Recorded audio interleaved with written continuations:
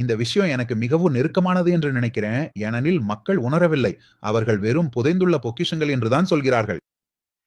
அவர்கள் உணராதது என்னவென்றால், முழு ஆகமங்கள் அல்லது சாஸ்திரங்கள் எப்படி என்று பேசுகின்றன. வெளிநாட்டு ஆட்சி அல்லது அந்நிய சக்தியின் அச்சுறுத்தல்ல சில விதிமுறைகள் உள்ளன. அவற்றின்படி தெய்வத்தின் சக்தி சதல விருஷம் போன்றவற்றில் மாற்றப்படுகிறது. அதத்தான் நான் தமிழ்ல திருமேனி என்று அழைக்கிறோம். அப்படி என்றா இந்த வெண்கலங்கள் சொற்செய்தியில் கடவுளின் உடல்கள் என்று பொருள்.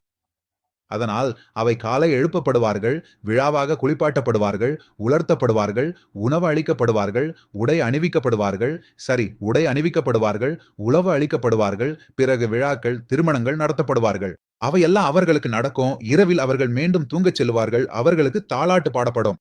ஆகவே பூசாரி அவர்கள் சொந்த ரத்தமும் சதையும் கொண்ட கடவுள்களைப் போலவே பராமரிப்பார். அதனாலதான் நாங்கள் அவற்றை திருமேனிகள்னு அழைக்கிறோம். இவை மிகவும் அன்போடு பராமரிக்கப்பட்டன.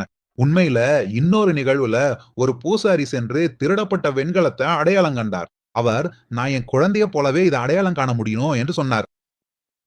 அதுதான் அவர்கள் கொண்ட உறவு. இப்படி ஒரு சூழ்நிலையில அவர்கள் தங்கள் கடவுள்களை விட்டு விலகி அவற்றை புதைத்து விட்டார்கள். ஆனால் ஏன் இந்த வெண்கலங்கள் மீண்டும் மீட்கப்படவில்லை?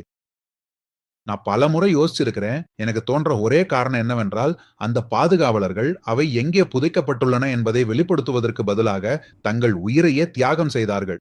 இந்த பாதுகாவலர்கள் இந்த சிலைகளை பாதுகாக்க தங்கள் உயிரை விட்டு விட்டார்கள் என்று நினைத்தால், இவை இப்போது கலைப்பொருட்களாக விற்பனை செய்யப்படுவது வெறும் சம்பவமாக மட்டுமே இருக்கிறது. இவை ஒருபோதும் கலைப்பொருட்களாக உருவாக்கப்படவில்லை. இவை உயிருள்ள கனவல்ல. அதனால் இந்த சிலைகளை உடலற்ற நிலையில் ஒரு அருங்காட்சியகத்துல பார்க்கும்போது அவை பார்க்கப்பட வேண்டிய முறையில் நாம் அவற்றை பார்க்கவில்லை என்பதே உண்மை.